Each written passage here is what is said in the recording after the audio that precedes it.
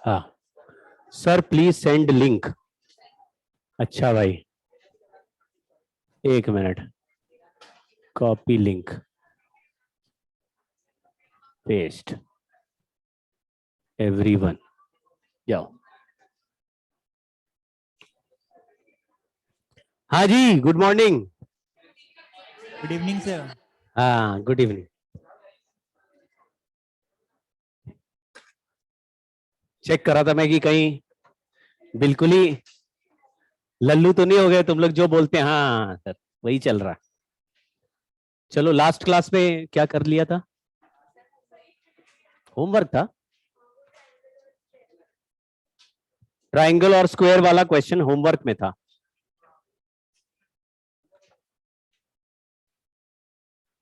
कुछ और डाउट कोई पूछ रहा था? हाँ पूछो भाई। डाउट आप लोग ग्रुप पे भी भेज सकते हैं। हमारा जो ग्रुप है उस पे डाउट भेज दो, कुछ डाउट डिस्कस कर लेते हैं हम लोग उसमें।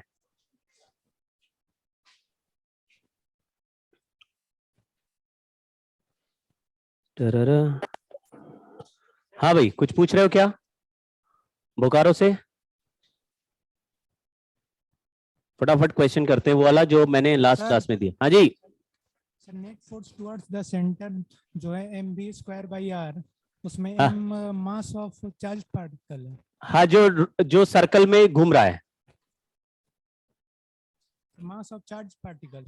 Right right, mass of charge particle which is rotating in circular path और मूविंग इन सर्कुलर पाथ। तो उसी का मास लेना है जो सर्कल में है। चलिए, ये था।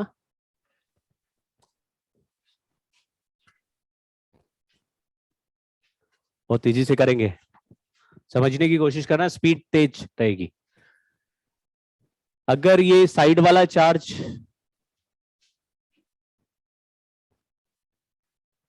दिस साइड वाला charge is applying force F1, तो ये साइड वाला भी वैल्यू से F1 ही अप्लाई करेगा, करेक्ट। फिर उधर डायगोनल वाला force is F2 and centre वाला फोर्स इज F3। ठीक,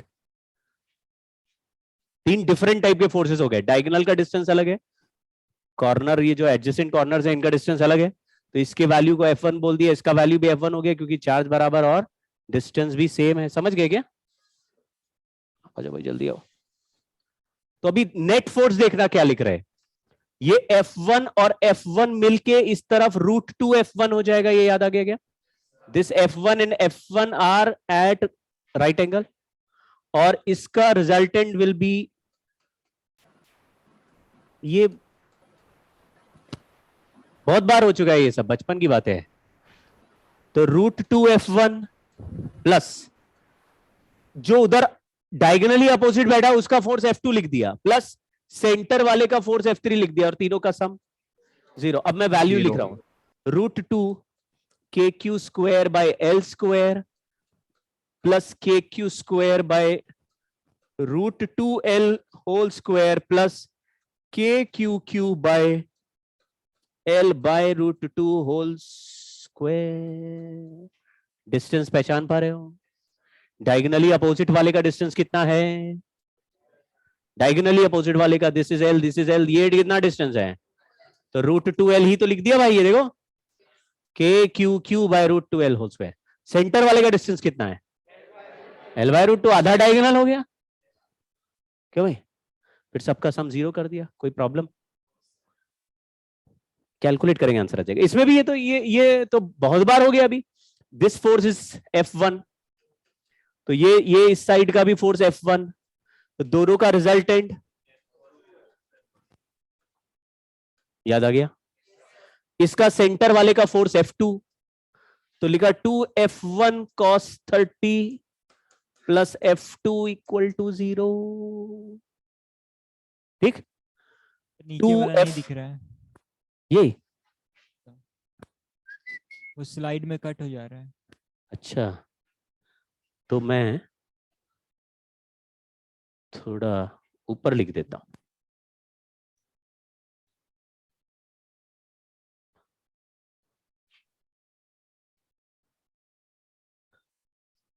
√2 KQ square by L square plus KQ square by √2L whole square plus K small q capital Q by L by √2 whole square. सबका सम कर दिया 0, answer बनेगा ये F1 is force applied by this corner वाले charges, तो corner वाले charge भी Q है और ये वाला चार्ज भी Q है, तो KQ बाय L स्क्वायर और cos 30 की जगह लिख दिया √3/2 प्लस F2 ये सेंटर वाले का है value KQ by L by √3, ये भी 50 बार बात हो गया, सेंटर से कॉर्नर का डिस्टेंस ट्राइंगल में L बाय √3, भाई वो कितनी बार करेंगे, हो गया ना। इससे ये कैपिटल Q का वैल्यू भी निकल आएगा स्मॉल q के टर्म्स में। पूछो।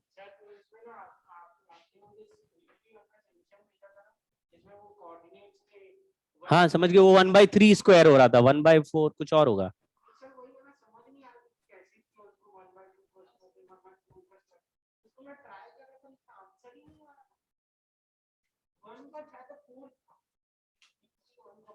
हाँ मुझे याद आ गया, मुझे तो याद आ गया, लेकिन कर लेंगे इसको सॉल्व। उसका सीरीज सॉल्व करके भेज दूंगा मैं आपको। आगे बढ़ते हैं, मतलब वो कैलकुलेशन में ही तो प्रॉब्लम है। कर हम लोग ना एक ऐसा सवाल करते हैं, नहीं सवाल नहीं, पहले फील्ड तो अभी स्टार्ट नहीं किया हमने, तो यही सबसे इंपॉर्टेंट कॉन्सेप्ट अभी चलने वाला है, ठीक है, और ज्यादा इंपॉर्टेंट है ये चैप्टर में। अभी 3 हिस्से हैं, इसके पहले हिस्से में क्या पढ़ रहे हैं, force and field, second part में potential energy and potential. Force और फील्ड का वही जो रिश्ता है, वही रिश्ता पोटेंशियल और पोटेंशियल एनर्जी का है। ये एक फैमिली है, उनमें भी आपस में वैसा ही रिलेशन जैसा इसका है। और तीसरे में इलेक्ट्रिक डाइपोल में अलग से पढ़ा देता हूं, हालांकि पोलराइजेशन में थोड़ा सा डाइपोल तो हमें दिखा, लेकिन डाइपोल का अपना इफेक्ट क्या होता है, डाइपोल कितना फील्ड बनाता है, डाइपोल कितना पोटेंशियल बनाता है, डाइपोल के कैसे इंटरेक्शंस होते हैं, एक डाइपोल दूसरे डाइपोल को कैसे देखता है, कैसा फोर्स लगा सकता है, ये सब बातें हम लोग लास्ट में पढ़ेंगे डाइपोल में। तो आप जब एनसीईआरटी पढ़ेंगे तो उसमें फील्ड वाले कॉन्सेप्ट के बाद ही डाइपोल के बारे में भी बात होगी। तो ऐसा कोई घबराने की बात नहीं है कि छूट गया हमसे या हमको नहीं आता है अभी। अगर कोई स्कूल में चैलेंज आ रहा है तो एनसीईआरटी से एक बार पढ़ लेना। मैं इसको ब्रेक करता नहीं हूँ यूजुअली, है ना, ये मैं बोला भी है आपको, ये मैं एक साथ पढ़ाऊंगा, 2 जगह ब्रेक नहीं करूंगा, बहुत सिंपल कॉन्सेप्ट है। और जिस तरीके से मैं पढ़ाऊंगा उसमें फिर डाइपोल याद नहीं रखना पड़ेगा। फील्ड किसको कहते हैं, ये कॉन्सेप्ट पुराना था। फील्ड का कॉन्सेप्ट तब आता है जब कोई भी एक ऑब्जेक्ट दूसरे ऑब्जेक्ट पे बिना कांटेक्ट के ही फोर्स लगा पाए। तो दूर से ही अगर फोर्स लग रहा है तो आप बोलेंगे ये तो मैजिक है भाई, एक ऑब्जेक्ट दूसरे ऑब्जेक्ट को बिना छुए ही फोर्स लगा रहा है। जैसे एक बचपन में तो बच्चों को उल्लू बनाते ही ना, ऐसे मैग्नेट दिखाते बोलते अरे अट्रैक्ट, बच्चा कहता बड़ा खुश है ना, खींच रहा है, धक्का दे रहे हैं मैग्नेट को, मैग्नेट से बड़ा खुशी होती है। क्योंकि हमारे को यूजुअली आदत क्या है कि आपको फोर्स लगाने के लिए कांटेक्ट में आने की जरूरत है, तो जहां बिना कांटेक्ट के फोर्स लग रहा है उसको हम लोग फील्ड फोर्स कहते हैं। तो कहानी तो सिंपल है कि एक चार्ज लिया तो उसके चारों तरफ एक ऐसा रीजन होगा, एक ऐसी जगह होगी जहां पे कोई दूसरा चार्ज लाओगे तो ये जो पहला चार्ज है ये इसको अट्रैक्ट या रिपेल करने लगेगा, यानी फोर्स लगाने लगेगा। तो जितने जगह पर दूसरे चार्ज पर फोर्स लगता है उस पूरे रीजन को इलेक्ट्रिक फील्ड कहते हैं। चार्ज का अराउंड एक ऐसी जगह जहां पर it can exert force on other charges, तो है ना, region around a charge where it can exert force on other charges। चलिए जी, लेकिन किसी ने बोला ये तो बड़ा मतलब थियोरेटिकल बात हो गई कि फोर्स लग रहा है तो फील्ड है, फोर्स नहीं लग रहा तो फील्ड नहीं है। फील्ड को क्या कोई फिजिकल क्वांटिटी के टर्म्स में हम डिफाइन कर सकते हैं क्या? तो हमने कहा बिल्कुल कर सकते हैं। जैसे फोर्स ज्यादा लग रहा है तो फील्ड स्ट्रॉन्गर है, फोर्स कम लग रहा है तो वीक फील्ड है। तो थोड़ा सा हमको उसके वैल्यू पर भी कंपैरिजन हो सकता है, क्योंकि कहता है आपसे कि भाई फील्ड का वैल्यू भी आप डिफाइन करो, यानी कि इसको फिजिकल क्वांटिटी के टर्म्स में बोलो। ऐसे नहीं, ये तो लॉजिक लग रहा है कि फोर्स लग रहा है तो फील्ड है, फोर्स नहीं लग रहा तो फील्ड नहीं है। तो ऐसा स्पेस जहां पर फोर्स लग रहा है वो फील्ड है, लेकिन फील्ड की ताकत को कैसे आप प्रेजेंट करेंगे, उसके लिए हमने कहा कि जिस चार्ज पर फोर्स लग रहा है उसी के वैल्यू से डिवाइड कर दो। अब आप सुनना ध्यान से और समझना। यहां पे मान लीजिए, ऐसे इमेजिन करो ये चार्ज क्यू है जो कि इस रूम में यहां पे फिक्स्ड है। तो आपने बोला जैसे ही क्यू यहां प्लेस किया तो रूम की पूरे जगह पर इसने अपनी इलेक्ट्रिक फील्ड क्रिएट कर दी, यहां यहां यहां सब जगह इसकी फील्ड है। तो मैंने पूछा कि इस चार्ज से इतना दूर, ये मान लो 20 सेंटीमीटर दूर, इसके फील्ड का वैल्यू क्या है? आप समझ रहे हैं, फील्ड एक लॉजिकल क्वांटिटी है, लेकिन साथ में हम उसको न्यूमेरिकली भी डिफाइन कर रहे हैं कि फील्ड का वैल्यू कितना है, मैग्नीट्यूड बताओ। तो हमने क्या करा, यहां पे पता लगाना है, चार्ज यहां पे फिक्स है, इसका फील्ड यहां पे ताकत पता लगानी कितना फील्ड है। तो मैंने इस जगह पर एक टेस्ट चार्ज रखना है। अब टेस्ट चार्ज क्या होगा, जिससे हम टेस्ट करेंगे कि फील्ड है कि नहीं। तो टेस्ट कैसे करेंगे, तो मैंने अपने घर में ढूंढा, मान लो मुझे 4 कूलम का एक चार्ज कहीं कोने में पड़ा मिल गया, वो लाया मैंने यहां रख दिया। तो ये जो मेरा चार्ज क्यू है जिसका मुझे फील्ड निकालना था, वो चार्ज इस चार्ज पर फोर्स लगा रहा है, मतलब यहां पे फील्ड है कि नहीं। अगर फोर्स ही नहीं लगा रहा होता तो हम कहते भाई ये तो फील्ड के बाहर है, तो फील्ड में नहीं आ रहा। तो चार्ज रखा तो ये उस पर फोर्स लगा रहा। मान लो ये जो हमारा प्लस क्यू चार्ज या जो चार्ज फिक्स था, इसने इस 4 कूलम के टेस्ट चार्ज पे 100 न्यूटन का फोर्स लगाया, रिपल्सिव। 4 कूलम पे लगाया 100 न्यूटन का। आपको इसी 4 कूलम से डिवाइड कर देना, ठीक है। तो एक चार्ज क्यू लिया, उसका फील्ड निकालना है, तो यहां पे क्या रखना पड़ेगा, एक टेस्ट चार्ज रखना पड़ेगा। टेस्ट चार्ज का वैल्यू क्या है, कुछ भी हो सकता है, हमारे पास कौन सा था।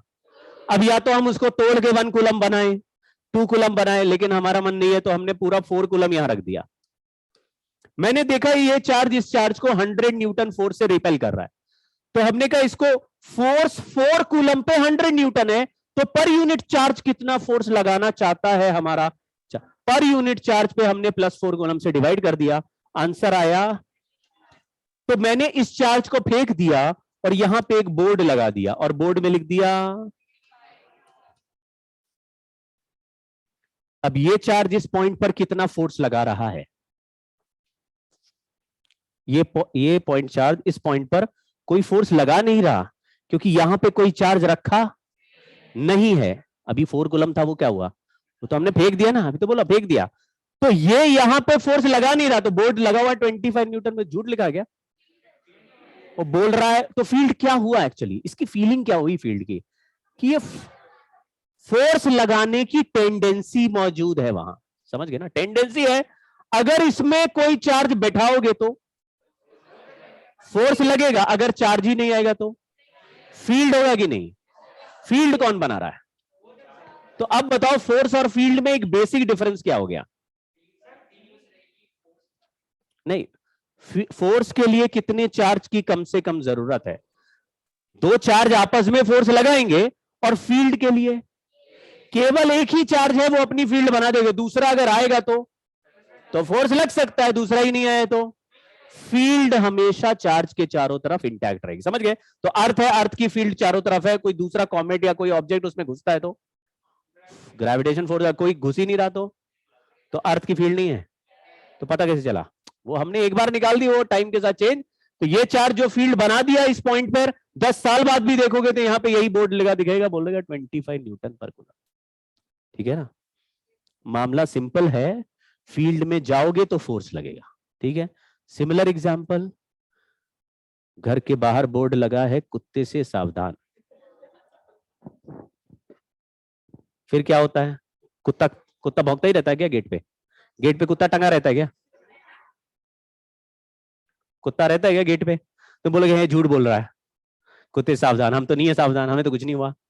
फील्ड में घुसो तो ऐसे कई जगह कुत्ते बड़े खतरनाक भी होते हैं। देखे कभी कोई खतरनाक कुत्ते? कई जगह तो छोटे छोटे से ही होते हैं, तो ऐसे लात मार दो, वो आएगा ऐसे कर दो हट। लेकिन कई जगह डेंजरस होते हैं, उसमें अगर पैर घुसाओगे काट लेगा। हमको तो पैर भी घुसाना नहीं पड़ा, मुझे तो वैसे ही काट लिया। हाँ सर जो आपने टेस्ट ऑब्जेक्ट रखा है उसका भी तो अपना मास है, उसकी भी तो फील्ड होगी। बिल्कुल होगी, इसीलिए फोर्स एक्शन रिएक्शन पेयर है। मतलब जब आपने बोला हमारा दूसरा चार्ज फर्स्ट चार्ज की फील्ड में आया, उसी साइमल्टेनियसली सेकंड चार्ज की फील्ड में फर्स्ट भी तो आ गया। मतलब एक चार्ज के चारों तरफ उसकी फील्ड है, दूसरे चार्ज के चारों तरफ उसकी फील्ड है। तो आप उल्टा भी सोच सकते हो कि सर जब आप टेस्ट चार्ज ला रहे हो यहां पे, तो टेस्ट चार्ज की फील्ड भी तो उसके चारों तरफ फैल रही होगी, उसमें पहला वाला चार्ज भी तो आ गया, तो क्या ये उस पर फोर्स नहीं लगाएगा? बिल्कुल लगाएगा, तभी तो एक्शन रिएक्शन पेयर होता है। तो एक चार्ज अपना फील्ड बनाता है, उस पर वो खुद पे फोर्स लगाता है क्या? वो दूसरे चार्ज पर फोर्स लगाता है। तो टेस्ट चार्ज की वजह से यहां अगर कोई टेस्ट चार्ज रखोगे तो क्या उस मोमेंट पे इस चार्ज पर भी फोर्स लगने लगेगा? तो वो फोर्स किसके फील्ड की वजह से लग रहा है? क्योंकि एक्शन रिएक्शन है, 100 न्यूटन इस पे लग रहा है तो 100 इस पे भी लगेगा। तो क्या ये भी यहां पे फील्ड बना रहा होगा? लेकिन अभी हम ये कंफ्यूज क्यों हो? हम लोग केवल इसी चार्ज के फील्ड में इंटरेस्टेड हैं। तो मैंने टेस्ट चार्ज लाया क्यों था? फील्ड का वैल्यू कैलकुलेट करने के लिए लाया, टेस्ट करने के लिए लाया फील्ड है भी कि नहीं। तो पहले रखा तो पता चल गया फोर्स लग रहा है, फिर यह पता लगाना कि फोर्स का वैल्यू क्या है, और पर यूनिट चार्ज जो फोर्स हुआ है वो आ गया फील्ड। तो अभी यहां पे फील्ड आ गया 25 न्यूटन पर कूलम। ये कौन बना रहा है?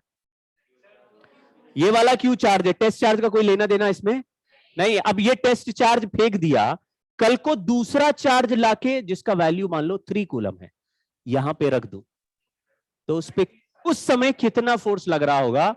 The charge is kept at the same place where the field is found to be 25 newton per coulomb. कितना? बड़ा सिंपल लॉजिक है। ठीक है, तो ये मामला बहुत सिंपल है, इसमें ज्यादा खींचेंगे नहीं। तो एक चार्ज के फील्ड को निकालने के लिए एक टेस्ट चार्ज लाओ। अब ये थ्योरेटिकल बात है, समझ रहे? किसी सवाल में तुमको एक सवाल आया, बोला फील्ड बताओ, तो तुम क्या घर चले जाओगे कि घर चले आ रहे टेस्ट चार्ज सर ने बोला था लाओ, अब हम तो टेस्ट चार्ज लेके आएंगे, 4 कूलम ढूंढ रहे घर में, कहीं मिल ही नहीं रहा।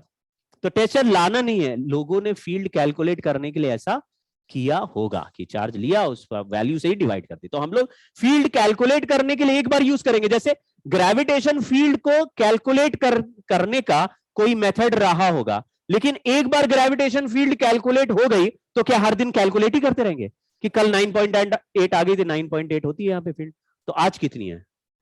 आज भी 9. हम वहीं पे बैठे हैं तो 9.8 है। समझ गए क्या? तो अभी जो एग्जाम्पल्स चलेंगे उसमें फील्ड एक बार कैलकुलेट करने के लिए ये मेथड लगाएंगे, लेकिन ये मेथड के पीछे ही नहीं पड़ जाएंगे। एक बार फील्ड आ गया तो फिर वो फील्ड हर जगह हर समय चेंज नहीं हो रहा, उस पर्टिकुलर एग्जाम्पल का फील्ड वैसे ही रहेगा। ठीक है, तो हाँ जी,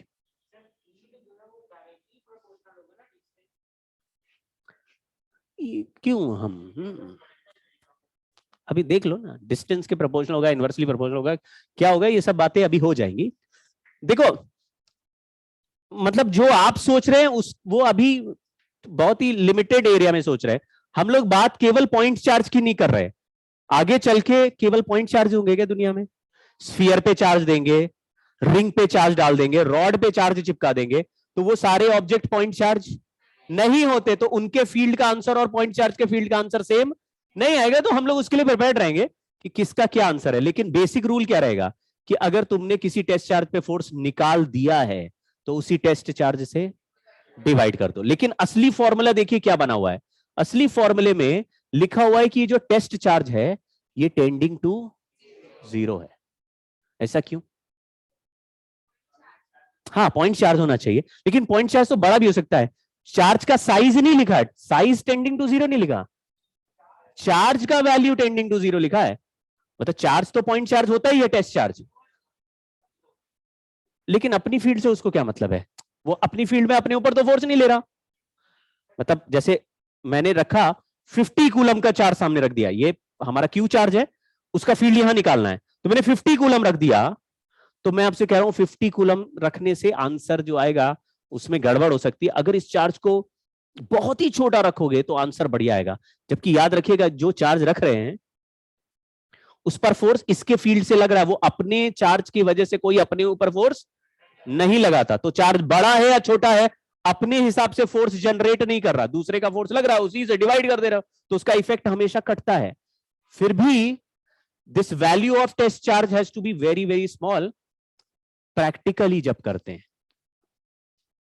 प्रैक्टिकली जब करते हैं, ठीक है। उसका लॉजिक समझना।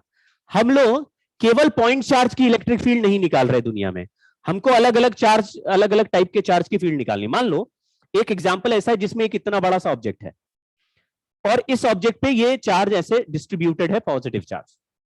मैंने आपसे पूछा इससे, इस स्फीयर से या ये जो भी शेप है, इससे किसी आर डिस्टेंस पे या किसी पर्टिकुलर पॉइंट पे, यहां पी पॉइंट पे फील्ड बताओ, तो आप क्या करोगे? मतलब थियोरिटिकली बोलो या प्रैक्टिकल मान लो कर रहे हो तो क्या करोगे? आप एक टेस्ट चार्ज लोगे, उस टेस्ट चार्ज को पॉइंट पी पे रखोगे, फिर चेक करोगे टेस्ट पी पॉइंट पर कितना फोर्स लग रहा, मतलब उसको बैलेंस करने के लिए तुम्हें कितना फोर्स लगाना पड़ रहा है उसको कैलकुलेट करोगे, और फिर फोर्स को इसी टेस्ट चार्ज से। लॉजिक क्या मतलब इन्होंने क्या बोला फॉर्मूले में कि ये this charge, test charge which we are keeping has to be very very small. तो उसका रीजन ये है कि अगर तुमने यहां, पहले तो समझना, फील्ड पूछा है इस स्फीयर की वजह से। जब स्फीयर की वजह से फील्ड पूछते हैं तो सामने टेस्ट चार्ज होता है क्या? टेस्ट चार्ज कौन लाता है? हम लाते हैं। हम क्यों लाते होंगे? जिससे फोर्स आ जाए, फोर्स को फिर टेस्ट चार्ज से डिवाइड कर देंगे, तो फोर्स तो बिना टेस्ट चार्ज के आएगा नहीं ना। समझ गए? तो ये फील्ड इसका पूछा गया इस स्फीयर का। अब जैसे ही मैं टेस्ट चार्ज रखूंगा, मान लो मैंने ये प्लस क्यू का चार्ज रख दिया, ये लार्ज चार्ज है, तो ये नॉर्मल प्रैक्टिकली जब आप प्लस क्यू चार्ज कोई बड़ा चार्ज रखते हैं तो वो चार्ज इस पर रिपल्शन मारता है, और इसके रिपल्शन से ये जो चार्ज डिस्ट्रीब्यूशन है ये रिपल्शन से थोड़ा बदल जाता है। यानी जैसे ही चार्ज रखेंगे उसके इफेक्ट से ये चार्ज डिस्ट्रीब्यूशन बदल सकता है। अब बदल गया तो फोर्स कौन लगा रहा है?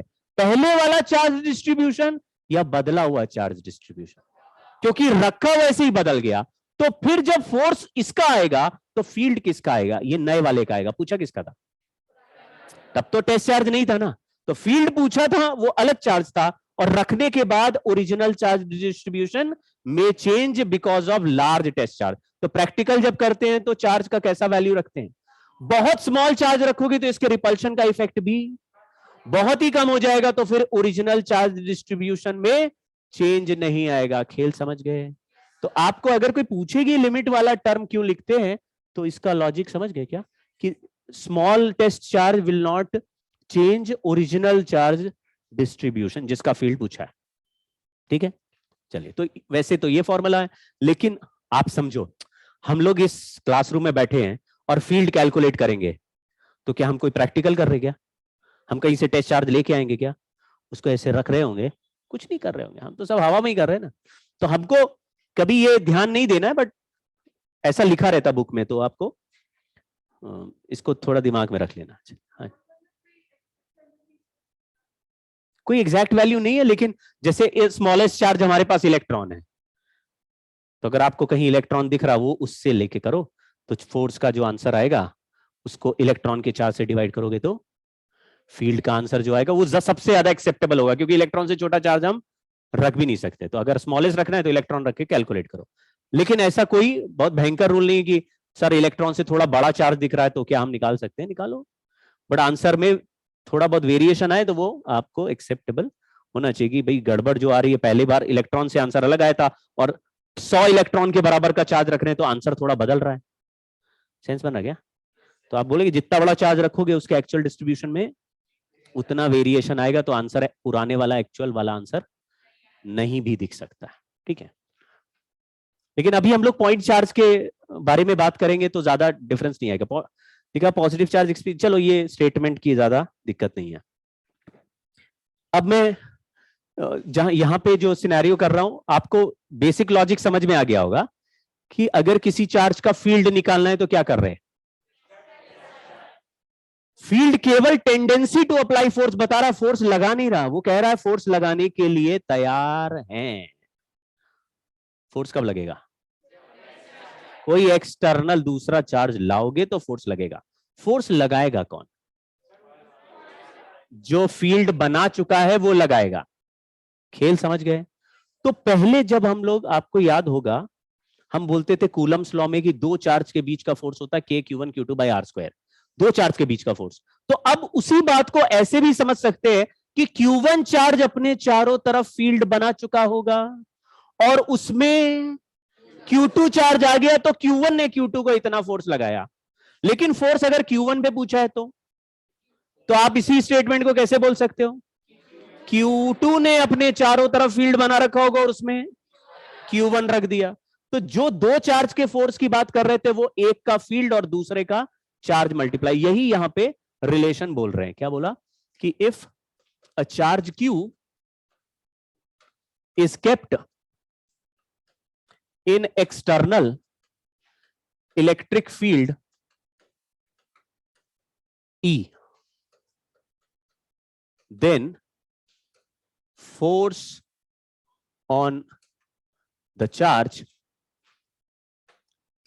F is equal to QE. ये जो फॉर्मूला है बिल्कुल ग्रेविटेशन फोर्स जैसा है। जैसे कि अगर मेरा मास m1 है और मुझे ग्रेविटेशन फील्ड G में रख दिया तो कितना ग्रेविटेशनल फोर्स लगेगा? तो m1 इंटू G। अगर किसी ऑब्जेक्ट का मास m2 है और उसको किसी ग्रेविटेशन फील्ड G2 में रख दिया तो उस पर कितना फोर्स लगेगा? m2 into G2। तो वैसे ही यहां पे लिखा है चार्ज Q को एक्सटर्नल इलेक्ट्रिक फील्ड में, एक्सटर्नल का मतलब क्या? चार्ज Q फील्ड नहीं बना रहा, समझ गए क्या? चार्ज Q टहलता हुआ किसी और के फील्ड में आ गया। मान लो इस रूम के एक वॉल पे मैंने चार्ज चिपका दिया, ऐसे वॉल पे पेंट लिया और उसपे चार्ज लगा के चिपका दिया पूरे में, तो एक वॉल पूरा पॉजिटिवली चार्ज, बड़ा है, ये पॉइंट चार्ज नहीं है। तो ये कितने भी चार्जेस सब मिला के यहां पे एक इलेक्ट्रिक फील्ड बना रहे हैं, समझ गए क्या? तो उस इलेक्ट्रिक फील्ड का वैल्यू मान लो E है, इस तरफ है ऐसे E। अब इस जगह पर इलेक्ट्रिक फील्ड E है, इस वॉल पे चिपके चार्ज ने बनाया, इसका फील्ड ऑलरेडी यहां पे है। यहां पे कोई चार्ज नहीं भी रखूं तो भी ये यहां पे इलेक्ट्रिक फील्ड बना चुके हैं, समझ गए? अभी एक चार्ज लाके यहां पे रख दूं और छोड़ दूं उसे, तो आप कहेंगे छोड़ते ही उस पर एक फोर्स लगेगा Q इंटू E। चार्ज क्योंकि पॉजिटिव और नेगेटिव दोनों हो सकते हैं, इसका मतलब है पॉजिटिव नंबर से मल्टीप्लाई करोगे अगर इलेक्ट्रिक फील्ड को, तो फोर्स का डायरेक्शन फील्ड के डायरेक्शन के सेम लाइन पे आएगा, और अगर नेगेटिव चार्ज मल्टीप्लाई किया तो पॉजिटिव नेगेटिव अपोजिट आएंगे। ठीक है, यही लॉजिक पिछले बार वाले स्लाइड में भी चलेगा। पिछला स्लाइड ये जो फोर्स का फॉर्मूला बता रहा था, इसमें भी ऐसे ही लॉजिक चलेगा। इसलिए देखो यहां पे क्या लिखा, force experienced by unit positive charge. ये बोल रहे हैं यूनिट पॉजिटिव चार्ज पे जो फोर्स है, यूनिट पॉजिटिव चार्ज पे फोर्स क्यों ले रहे हैं? क्योंकि अगर Q की जगह +1 लिखोगे तो फोर्स को अगर +1 से डिवाइड कर दो तो इलेक्ट्रिक फील्ड और फोर्स का आंसर सेम आएगा, समझ रहे हो? इसलिए कोई कहता है यार फील्ड का वैल्यू बताओ, अब हम टेस्ट चार्ज तो कोई भी ले सकते हैं, तो जब कोई भी ले सकते हैं तो ऐसा लेते हैं जिससे हमें कुछ डिवाइड ही ना करना पड़े और कुछ कैलकुलेट दोबारा करना ना पड़े। तो कितना चार्ज सामने रख दो, +1 रख दो, +1 पे जो फील्ड आया, जो फोर्स आया, तो अगर फोर्स का वैल्यू आया 20 I कैप, तो फील्ड का आंसर क्या हो गया? 20 I कैप। कुछ डिवाइड ही नहीं करना क्योंकि +1 ही तो है, समझ गए क्या? तो -1 क्यों नहीं ले लेते हैं? क्योंकि माइनस में फोर्स उल्टा आएगा और फील्ड उल्टा आएगा, मतलब फोर्स के अपोजिट फील्ड आएगा। आप समझना, इसको मैं थोड़ा सा करके बताता हूं। जैसे कुछ लोग कंफ्यूज हो जाते हैं कि सर कभी आपने लिख देते टेस्ट चार्ज +1 होना चाहिए, कभी आप कहते हैं +4 ले आए, तो आप हमेशा +C क्यों ले रहे हैं? माइनस टेस्ट चार्ज ले तब तो गड़बड़ हो जाएगा। गड़बड़ कुछ नहीं हो रहा, देखो ये +Q चार्ज है, तो +Q चार्ज के सामने मैंने +1 चार्ज रखा, +1। ये क्या कर रहा होगा? इसको रिपेल कर रहा होगा। इसने रिपेल कर दिया मान लो 50 से, तो आपने इसी 50 को किससे डिवाइड कर दिया? +1 से। तो 50 I कैप था मान लो फोर्स का डायरेक्शन, और +1 से डिवाइड किया तो फील्ड का आंसर क्या आया? 50 I कैप। अगर यही पॉजिटिव चार्ज है और यहीं पर एक -1 कूलम का चार्ज टेस्ट चार्ज रख दिया, तो ये +1 पे अगर रिपल्सिव फोर्स लगाता था तो -1 पे उतना ही अट्रैक्टिव लगाएगा। अट्रैक्टिव लगाएगा कि नहीं? तो अट्रैक्टिव लगाएगा तो फोर्स का आंसर हो गया -50 आई कैप।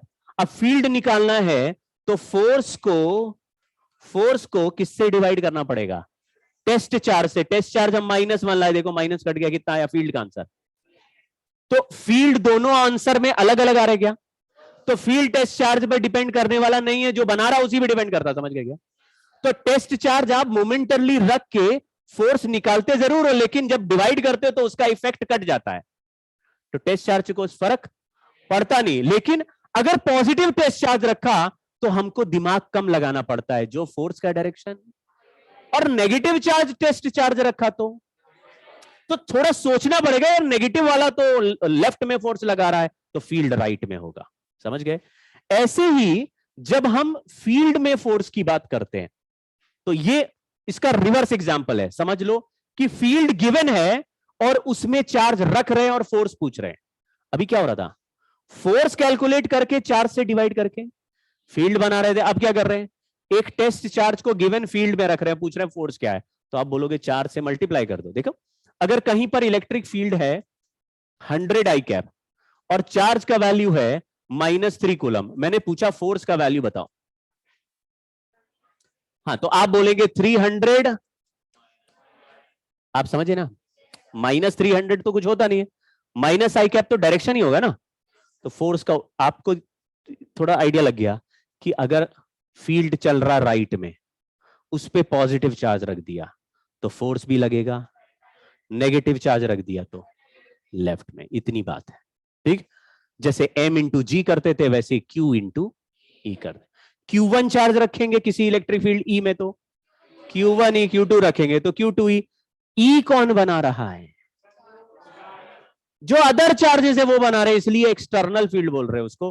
क्या जो Q1 है वो भी फील्ड बना रहा है? वो बना रहा होगा ना, लेकिन अपने ऊपर फोर्स अपने फील्ड से नहीं लगाता, वो तो दूसरे का फील्ड से मल्टीप्लाई करोगे। तो whenever you talk about force on a charge, do not include the field made by the charge itself, समझ गए? तो ये चार्ज रखेंगे तो ये चारों तरफ अपनी फील्ड नहीं बनाएगा क्या? बनाएगा, लेकिन इसका फील्ड दूसरों के लिए है, अपने लिए नहीं। तो इस पर फोर्स कौन लगाएगा? इसके आने से पहले जो इलेक्ट्रिक फील्ड था वो इलेक्ट्रिक फील्ड फोर्स लगाएगा, समझ गए? ठीक है। तो आप थोड़ी देर, जैसे कभी भी किसी चार्ज पे फोर्स लेना है तो आप ऐसा इमेजिन करो कि ये चार्ज नहीं होता तो बिना इसके कितना इलेक्ट्रिक फील्ड था, तो आप बिना इसके इलेक्ट्रिक फील्ड निकाल लो और इस चार्ज को रखते ही उसी चार्ज के वैल्यू से फील्ड को मल्टीप्लाई कर दो, फोर्स आ जाएगा, ठीक है ना? तो Q इंटू ई। अब मैं 2-3 क्वेश्चंस अभी हम करेंगे। ये सवाल बहुत ही बेकार सवाल है, ठीक है, लेकिन ऐसा कोई ईयर नहीं, मतलब कुछ साल पहले तक तो मैं ये क्वेश्चन डिस्कस नहीं करता था, है ना? जो पूछता था उसको पीट देता था, लेकिन बाद में देखा बहुत बच्चे पूछ रहे हैं तो मुझे लगा पीटना तो नहीं चाहिए, इसको डिस्कस ही कर देते हैं एक बार, इसका झंझट खत्म करेंगे। तो अभी मैं 2-3 स्लाइड जो आपको दिखाऊंगा आगे, वो स्लाइड में जो सवाल आ रहे हैं वो ऑलरेडी आपने किए हैं, लेकिन इतने बचपन में किए हैं कि आपको मेमोरी लॉस हो चुका है, गजनी इफेक्ट आपके अंदर है। कैसे देखना, अभी कभी आपने यूनिफॉर्म एक्सेलरेशन के सवाल किए हैं क्या? मोशन इन 1D में कितने इक्वेशंस बनाते थे? जब 3 इक्वेशंस बनाते थे, न्यूटन वाले 3 अपने वाले, याद आ गया? कौन कौन से इक्वेशन होते हैं? v = u + at s = ut + ये सब नए इक्वेशन है क्या? अब समझो इसमें एक्सेलरेशन के लिए इलेक्ट्रिक फोर्स लग रहा है, तो Q चार्ज को इलेक्ट्रिक फील्ड E में रखा, कितना फोर्स लगा? QE, और उसका मास m है तो एक्सेलरेशन कितना हुआ? QE/m। अगर वो कांस्टेंट एक्सेलरेशन हुआ तो u + at लगा लोगे, a की जगह, बस कहानी खत्म। तो बस इतना ही करना है, लेकिन वही सवाल अब यहां आ गया और एक्सेलरेशन दिया ही नहीं, तो एक्सेलरेशन ही तो हमें कैलकुलेट करना, और इस चैप्टर में क्यों दिया है, समझ गए? तो इसमें तो घबरा जाते हैं लोग, बोलते हैं अरे सर ये क्या हो रहा है, ये तो हमने पहले नहीं पढ़ा। पहले पढ़ा है। तो 2 ही मोशन हमने यूनिफॉर्म एक्सेलरेशन में किए थे, एक वो motion in 1D under gravity, याद है? ut + ½ at, gt वाला, g की जगह अभी ये लिख देना। दूसरा प्रोजेक्टाइल मोशन, याद है? प्रोजेक्टाइल मैक्सिमम हाइट होती थी, रेंज होता था।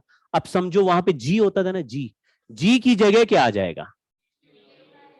QE/, बस समझ गए?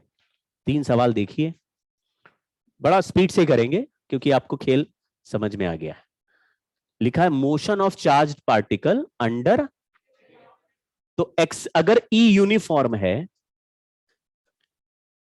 तो acceleration of charge by m भी यूनिफॉर्म एक्सेलरेशन में 3 इक्वेशंस काम करती है, हमको आइडिया है। तो इसमें 2 तरह के मोशंस हम कर चुके हैं, वो है मोशन इन 1D वाला पार्ट, मतलब मोशन 1D तो नॉन यूनिफॉर्म में भी कर सकते हैं, लेकिन ये 3 इक्वेशंस वाले थे। और कौन सा प्रोजेक्टाइल मोशन तो हमने अंडर ग्रेविटी वाला ही किया था। अब यहां पे जी हट जाएगा, किसी सवाल में लिखा रहेगा तो ही लेना है जी, क्योंकि फोर्स का वैल्यू खतरनाक है यहां। अभी हम एक एग्जांपल भी मैं लाया हूं जिसमें फोर्स आप कैलकुलेट करेंगे तो नॉर्मल नहीं दिखेगा आपको। अच्छा ये बताओ, मान लो इलेक्ट्रॉन टाइप के चार्जेस चल रहे हो, क्या कर रहे हो? फोनवा देख रहे हो का? फोन फोन है? इधर पढ़ाई चल रही भाई। अच्छा अच्छा, फोन तो बैग में रखो ना। अरे कोई मैसेज कर देगा तुमको, डिस्टर्ब, बहुत दुनिया में दुश्मन है भाई। इतनी मुश्किल से तो पढ़ाई में मन लगता है, इतना ही आसान होता तो फिर क्या था, फिर तो यार सोते सोते तैयारी हो जाती सबकी। कोई भी डिसाइड करता यार हमको आज इंजीनियर बनना है, आज से बन जाते क्या लोग। साल साल भर 2 साल 3 साल लग रहे हैं, बहुत मेहनत कर रहे हैं, दिन रात पढ़ रहे हैं, तब जाके एक अच्छी रैंक बना पा रहे हैं। तो इतना नॉर्मल चीज नहीं है, मतलब हमारे को पूरी मेहनत भी करनी है और परेशान हो जाएंगे आप, तब जाके सिलेक्शन का रास्ता। मतलब अगर आपकी लाइफ रिलैक्स चल रही है तो अभी सिलेक्शन से दूर है, ठीक है। अगर पढ़ते पढ़ते पीठ में दर्द हो, किसी के नहीं हो रहा है तो सही है, मतलब तो ये नॉर्मल बात होगी। और अगर बिल्कुल कुछ नहीं हो रहा, जब चाहते हैं उठते हैं, जब चाहते सोते हैं, तो फिर नहीं होगा, बढ़ाना पड़ेगा आपको, ठीक है। तो थोड़ा फोकस करो, जल्दी समझ में आ जाएगा, झंझट खत्म हो जाएगा। क्या सीखा? देखो गड़बड़ हो गया, भूल गए। हाँ, इसमें मैं ये बता रहा था कि इलेक्ट्रॉन के जो चार्जेस होते हैं वो ना बड़ा छोटा चार्ज होता है, 10 का पावर -19, मतलब इलेक्ट्रिक फील्ड नॉर्मल वाली भी है, 1 2 भी है, तो चार्ज 10 का पावर -19 ऐसा चल रहा है। लेकिन मास तो उससे भी लल्लू होता है, 10 का पावर -31। तो जब तुम डिवाइड करोगे तो नॉर्मल सिचुएशन में भी एक्सेलरेशन 10 का पावर 11 12 13 14 के ऑर्डर में चला जाएगा। अब 10 का पावर 14 का ऑर्डर का एक्सेलरेशन चले तो उसके सामने जी कुछ है क्या? तो आपने देखा होगा, जैसे नॉर्मल भी हम लोग देखते हैं कि गैस कंटेनर में होती है, ट्रिमेंडस स्पीड से चल रहे होते, 200 400 मीटर पर सेकंड की स्पीड से मॉलिक्यूल चल रहे होते, ग्रेविटी का कोई फर्क, पूरे कंटेनर में गैस के मॉलिक्यूल इधर उधर टकराते रहते कि नहीं? ऐसे थोड़ी ना होता सब गिर के जमीन में चिपके हुए हैं, गैस का प्रेशर 0, तभी नहीं होता। तो इसीलिए मैं बोल रहा हूं, क्योंकि यहां पे पार्टिकल बहुत स्मॉल है, तो आपको ग्रेविटी का इफेक्ट तब तक नहीं लेना है जब तक सवाल में बोला नहीं जाए। आपको उल्टा नहीं सोचना है कि सर ग्रेविटी तो निगलेक्ट करी नहीं और ग्रेविटी दी भी नहीं, अब हम कंफ्यूज हो गए। ग्रेविटी कुछ नहीं दी है तो वो निगलेक्टेड है, आप उसको हटा दो, ठीक है। अगर लिखा है कि ग्रेविटी यानी acceleration due to gravity G है और ऑप्शंस में दिख रहा है जी के इफेक्ट, तो आप लो, ठीक ठीक है। सवाल इसमें 2 ऑप्शन इसलिए दिए हुए हैं, 2 सवाल है। Positively charged particle of mass m charge q released from rest in vertically upward uniform electric field. Positively charged particle है, पॉजिटिवली चार्ज पार्टिकल है और वर्टिकली अपवर्ड इलेक्ट्रिक फील्ड है, तो फोर्स किधर लगेगा? पॉजिटिव चार्ज है और फील्ड ऊपर है। अभी अभी क्या सिखाया कि पॉजिटिव चार्ज पे फोर्स का डायरेक्शन सेम एज फील्ड का डायरेक्शन, तो फोर्स किधर लगेगा? कितना? क्यूई, फोर्स तो क्यूई लगेगा, एक्सेलरेशन हो जाएगा क्यूई। फर्स्ट पार्ट क्या लिखा है? तो ग्रेविटी नहीं लेनी है, एम जी गायब हो गया, ठीक है। तो क्यूई फोर्स है। बोल रहे determine the time taken by particle to travel a distance, initial velocity 0 है, कोई फॉर्मूला बताओ। अबे टाइम पूछा डिस्टेंस का, v is equal to u plus 80, इसमें डिस्टेंस कहाँ आया? 3 इक्वेशन है, तो 3 बार में आंसर नहीं निकालना होता कि अच्छा पहले लगाएंगे वो नहीं हुआ तो फिर दूसरी लगाएंगे, फिर नहीं हुआ तो तीसरी लगा देंगे, ऐसे थोड़ी ना करना है। समझो ना, डिस्प्लेसमेंट दिया है तो पहला तो नहीं होगा ना, उसमें कहां आ रहा है डिस्प्लेसमेंट?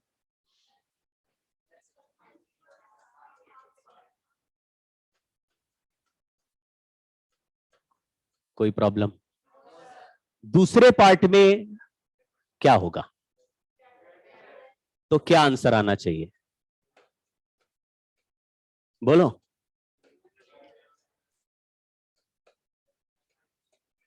लग रहा है लल्लू निकले। लल्लू हो गया क्या? लल्लू एलर्ट आ गया कि नॉर्मल हो? ये माइनस कहां से हो गया? ये एक्सेलरेशन ऊपर है, जी नीचे है, अपोजिट हो गया। अगर ये नेगेटिव चार्ज होता तो फिर दोनों ही नीचे हो जाता, प्लस हो जाता। समझ गए क्या? तो वो डील कर लेना भाई तुम लोग, ठीक है। तो ये तो बेकार सवाल हुआ ना, इसमें कोई अच्छी बात हुई? बहुत ही कमाल का क्वेश्चन है। हाँ, बहुत ही सिंपल सवाल है, लग रहा अच्छा लग रहा तुम लोग को। क्या सर सवाल करा रहे हैं खचप।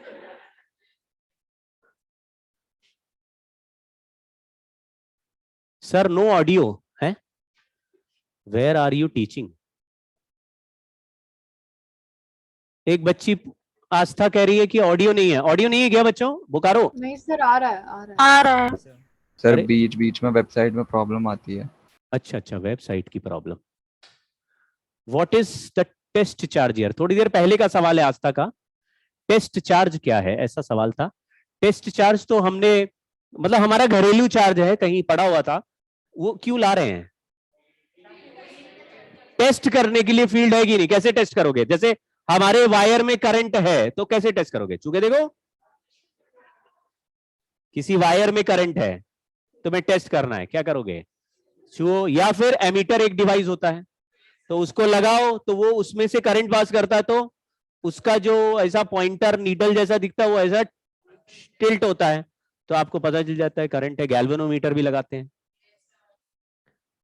तो वैसे ही टेस्ट चार्ज लगाए। चलिए सवाल पढ़ते हैं।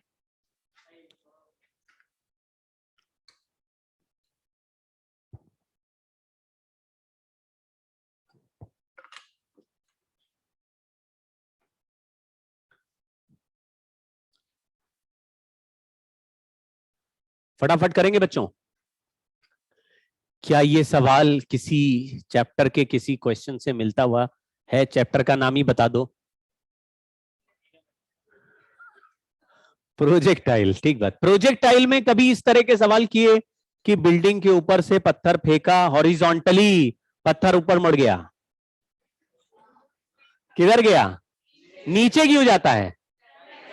एक्सेलरेशन ड्यू टू ग्रेविटी, यानी एक्सेलरेशन नीचे की तरफ है, इसमें ऊपर क्यों जा रहा है? तो ऊपर बोल दो, एक्सेलरेशन ऊपर है। कैसे पता एक्सेलरेशन ऊपर ही होगा? फील्ड तो नीचे बनी हुई है, क्योंकि यहां लिखा हुआ इलेक्ट्रॉन इज प्रोजेक्टेड। इलेक्ट्रॉन कैसा चार्ज है? आपको फोटो और समझ पा रहे हो? फील्ड नीचे है लेकिन चार्ज नेगेटिव है, तो फोर्स किधर लगने लग रहा? तो चार्ज को सामने फेंका और फोर्स ऊपर लग रहा है, तो वो फोर्स ऐसे धक्का देगा ना, चार्ज को ऊपर की तरफ मुड़ गया। तो ऐसे तो पत्थर फेंकते नीचे की तरफ आ जाता है, इसमें ऊपर चला गया।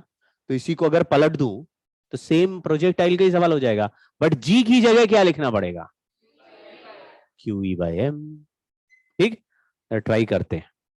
आप बताओ, अगर एक्स एक्सिस बोल दूं सामने और वर्टिकल में बोल दूं वाई एक्सिस, तो एक्सेलरेशन अलोंग वाई एक्सिस क्या हो गया?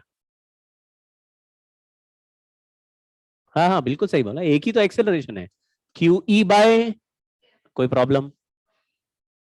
क्यू की जगह ई लिख दिया, ई मतलब इलेक्ट्रॉन। एक्स एक्सिस का एक्सेलरेशन क्या है? 0। एक्स एक्सिस में इनिशियल वेलोसिटी क्या है? वाई एक्सिस में इनिशियल वेलोसिटी क्या है? 0।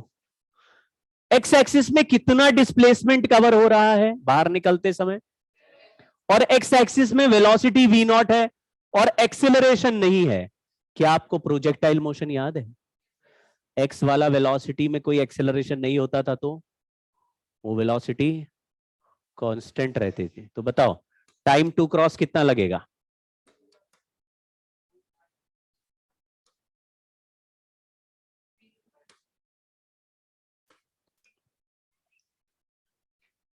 मुझे समझ नहीं आ रहा है, मतलब आप लोग किस चीज में अटक रहे हो? डिस्प्लेसमेंट एल है, वेलोसिटी वी नॉट, और टाइम कितना लगेगा? और एक्सेलरेशन कहाँ है इसमें? कहाँ एक्सेलरेशन है? एक्स में कोई एक्सेलरेशन नहीं भाई। आपको कुछ याद नहीं आ रहा लग रहा है। आ रहा है? हाँ तो भाई चलो ये मान लिया, ये ठीक है। अभी ये बताओ, जब ये पार्टिकल ऐसे चलते हुए गया तो बाहर आते समय एंगल थीटा, यानी बाहर आते समय एक एक्स का वेलोसिटी है और एक वाई का वेलोसिटी है। तो क्या tan थीटा का फॉर्मूला बताओ आप मुझे? ये वी वाई है और ये वी एक्स है, क्या होगा बताओ? V y by v y की जगह क्या लिखेंगे? याद रखिए वाई एक्सिस में इनिशियल वेलोसिटी 0 है, लेकिन वाई एक्सिस में एक्सेलरेशन है और बाहर निकलने में टाइम भी लगा है। What is velocity along y axis? कौन सा इक्वेशन? अब फर्स्ट बोलो भाई, बोलो। u plus a t divided by v x कितना है? कहां गया? वी एक्स है वी नॉट, ये tan थीटा आ गया। अब इसमें ए वाई की जगह क्या लिख देंगे? और टाइम की जगह तो आंसर आ जाएगा q E by m, a y हो गया, टी की जगह और एक वी नॉट और नीचे है ये वाला, तो आंसर आ गया। यहां लिख देते tan theta equal to q E l by m v naught square. मुझे तो लग रहा था प्रोजेक्टाइल मोशन का सीधा ही सवाल है। एक्स अलग सॉल्व करना होता, वाई अलग सॉल्व करना होता, दो अलग अलग कंपोनेंट्स होते हैं प्रोजेक्टाइल में। कुछ याद आया क्या? X axis y axis. Arjun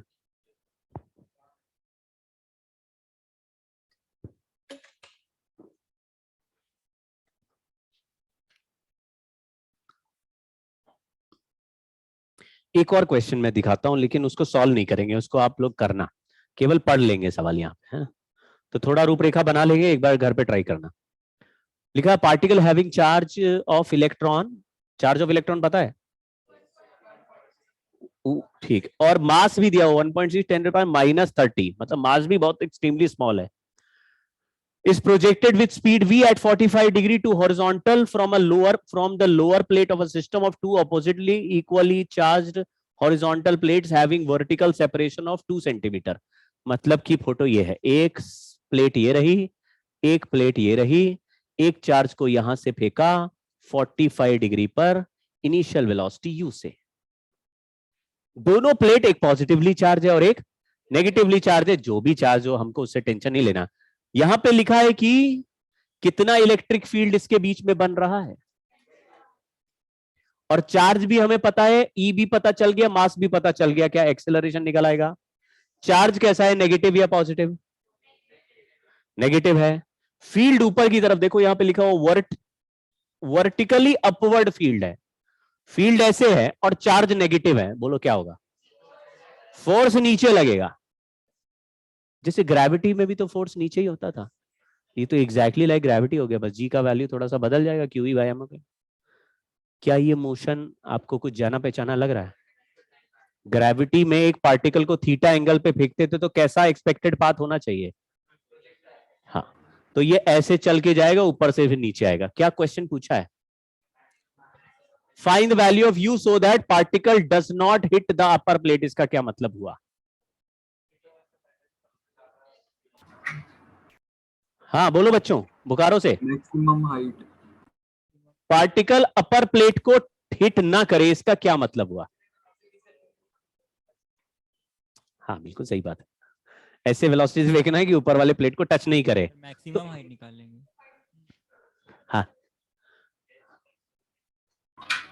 हाँ, तो क्या बोलेंगे, मतलब क्या प्रोजेक्टाइल में किसका वैल्यू क्या होना चाहिए?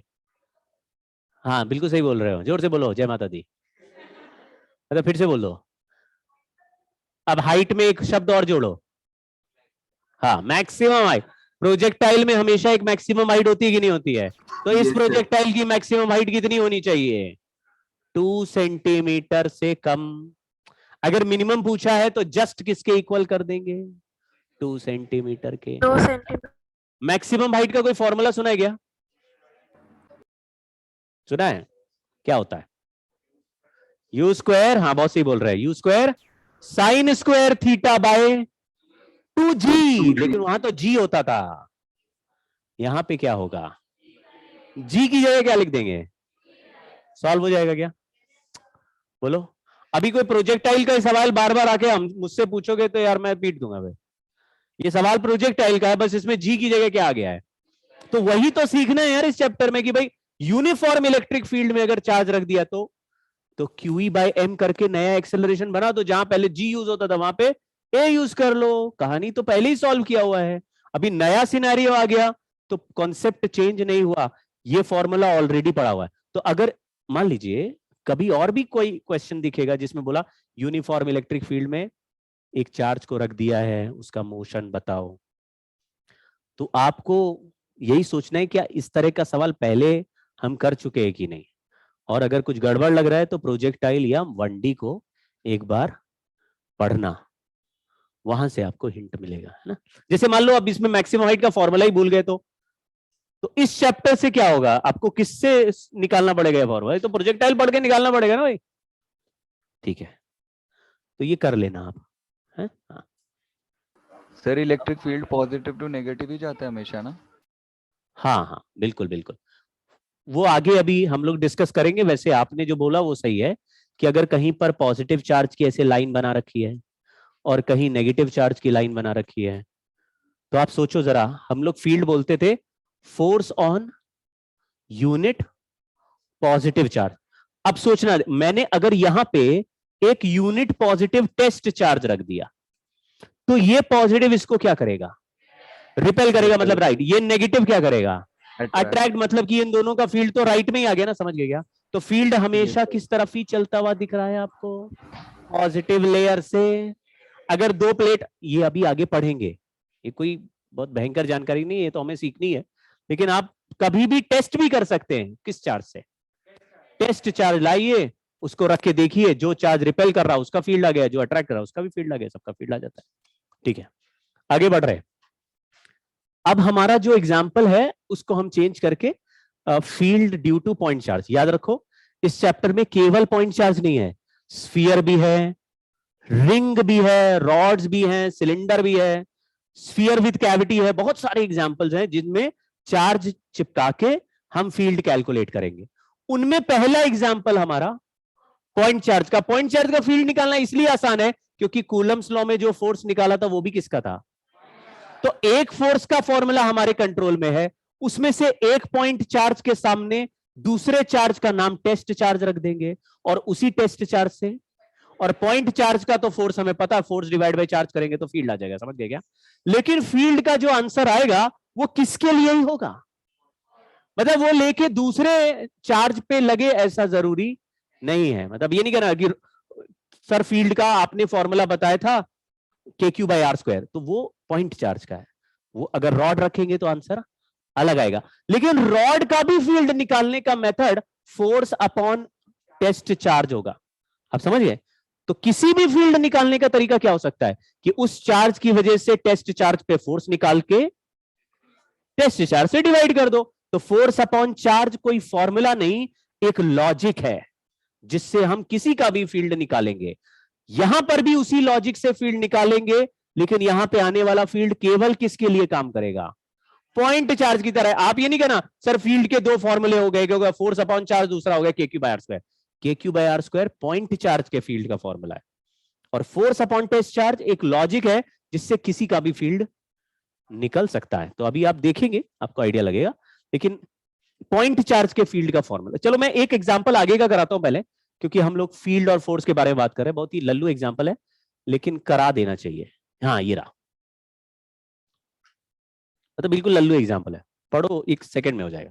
Electrostatic force experience by -3 microcoulomb charge placed at point P, दिखा पॉइंट पी, वहां पे एक -3 का चार्ज रखा है, और ये जो 4 चार्जेस है Q1, Q2, Q3, Q4, इस सबको मिला के मैंने एक सिस्टम बनाया S।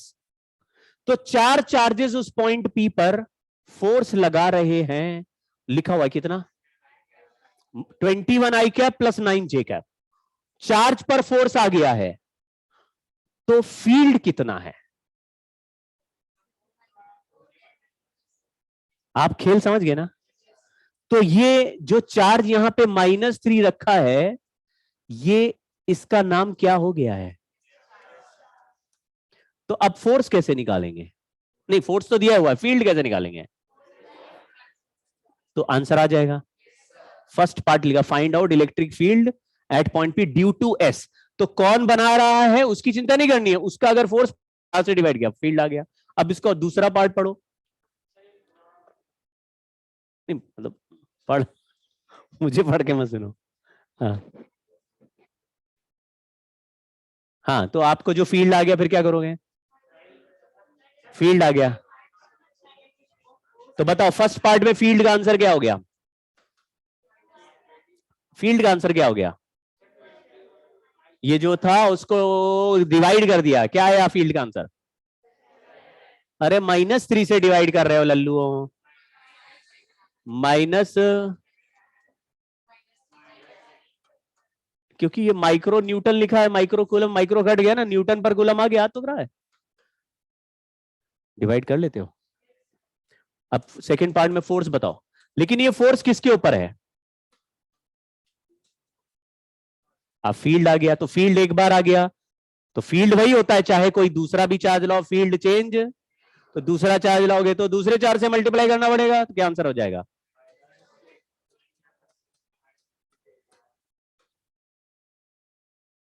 करेक्ट था लल्लू सवाल, लेकिन लॉजिक पकड़ में आ रहा है हमारे, कि जो सिस्टम है वो एक बार जो फील्ड बनाने लगेगा, टेस्ट चार्ज को बदलने से उसके ऊपर कोई चेंज नहीं आता, वो फील्ड बनाता रहेगा। दूसरा चार्ज लाओगे दूसरा फोर्स लगेगा, ऐसे। चलिए थोड़ा पीछे जाते हैं। हाँ, यहां पे electric field due two point charge. तो मैं इधर दोबारा से फोटो बनाता हूं। मान लीजिए हमारे पास एक पॉइंट चार्ज है Q, और उससे R डिस्टेंस दूर एक पॉइंट है P। हमने पूछा चार्ज Q का फील्ड किस पॉइंट पर? P पॉइंट पे। तो ये पता लगाने के लिए मैंने P पॉइंट पर क्या रखा? तो टेस्ट चार्ज का वैल्यू मान लो Q1 है, इसको लिख दिया टेस्ट चार्ज। फिर मैंने फोर्स निकाला ऑन Q1 और उस फोर्स को किससे डिवाइड कर दिया, तो ये किसका फील्ड आएगा? टेस्ट चार्ज का आएगा क्या? आप खेल समझ गए? इसमें टेस्ट चार्ज का कोई इन्वॉल्वमेंट नहीं है, वो तो टेस्टिंग करके गायब हो जाता है। तो फील्ड आ गया by charge Q, Q1 bye, और इसको Q1 से डिवाइड करा, कैंसिल हो गया। तो फील्ड का मैग्नीट्यूड का फॉर्मूला आया। ये फॉर्मूला हमें याद कर लेना है, बट ये फॉर्मूला याद करना नहीं पड़ेगा, क्योंकि 50,000 बार ये आता ही रहेगा आपके सामने। पॉइंट चार्ज, फिर एक और पॉइंट चार्ज, फिर 3 और पॉइंट चार्ज, हर बार क्या फॉर्मूला लगा रहे होगे? KQ/R², KQ/R², KQ/R²। तो कुछ दिनों में आपको ऐसा लगेगा इस चैप्टर के हर सवाल का जवाब क्या है। कुछ भी मैं पूछूं, अभी देखना, कुछ दिनों बाद मैं पूछूं इसमें क्या फॉर्मूला है, KQ/R। तुम देखोगे भी नहीं कि मैंने पूछा क्या, लेकिन आपको उस समय तुरंत सोचना है कि ये फॉर्मूला केवल किसके लिए है। ऐसा हो सकता है दूसरे ऑब्जेक्ट्स का भी आंसर KQ/R² आ जाए, लेकिन ये मत सोचना हर ऑब्जेक्ट का आंसर KQ/R² होगा ही। किसी का आ जाएगा तो आ जाएगा, ठीक है। जैसे आपने ग्रेविटेशन में भी देखा, एक स्फीयर जो होते हैं वो ऐसा लगता है जैसे कि सेंटर पे कॉन्सेंट्रेटेड है और पॉइंट मास की तरह काम करते हैं, Gm/R²। तो ऐसे स्फीयर ऑब्जेक्ट में लगेगा, बट यहां पे स्फीयर के अलावा भी ऑब्जेक्ट्स हैं, सिलेंडर हैं, रॉड्स हैं, तो अलग आंसर आएगा। KQ/R² पॉइंट चार्ज का। अब डायरेक्शन और लिख लेते हैं। डायरेक्शन में 2 चीजें याद करनी है। एक पॉजिटिव चार्ज अगर प्लस क्यू चार्ज है तो यहां पे टेस्ट चार्ज की जगह मैंने +1c लिख दिया, समझ गए क्या? Unit positive charge. तो ये पॉजिटिव चार्ज इसको रिपेल करेगा कि अट्रैक्ट? रिपेल करेगा, तो फील्ड अवे बनेगा। तो आपको क्या याद रखना पहला, कि अगर पॉजिटिव चार्ज है तो direction of electric field is away from plus Q. ठीक। दूसरी बात, अगर चार्ज नेगेटिव हुआ और यहां पे +1c लिखा तो ये ऐसे अट्रैक्ट करेगा। तो for -q electric field is towards